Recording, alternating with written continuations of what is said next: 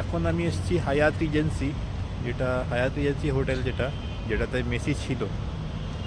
তো হোটেলটা এসেছি কিছু কাজের জন্য। প্লে বয় ক্লাব যেটা আছে, এই দেখো এখানে প্লে বয় ক্লাব আছে। এই প্লে বয় ক্লাবে এসেছিলাম কিছু কাজের জন্য।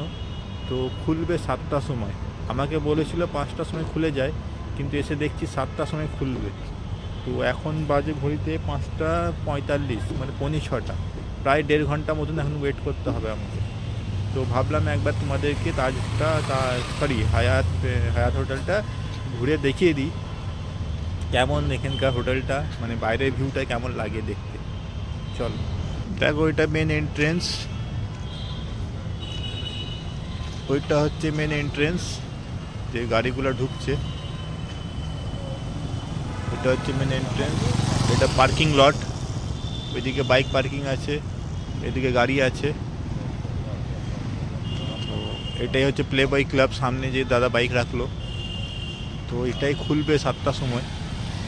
তো আমি এখন দাঁড়িয়ে আছি, ওয়েট করছি, খোলার অপেক্ষা করছি। আর এটা হচ্ছে হায়াত রিজেন্সি।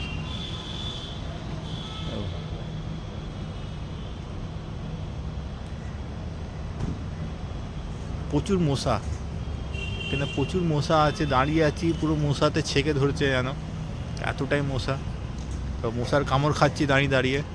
তো ভাবলাম তোমাদের সাথে একটু শেয়ার করে দিই।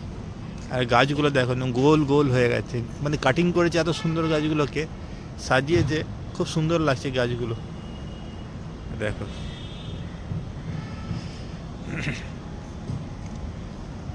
তো আমার গাড়ি ওইখানে লাগানো আছে, ওই পার্কিং লটে, বাইক পার্কিংয়ে। সরি, আমার তো বাইক আছে, আমার তো 4 চাকা নেই, আমি গরিব মানুষ। তো আমার এখানে বাইকটা পার্কিং করা আছে ওই পার্কিং লটে।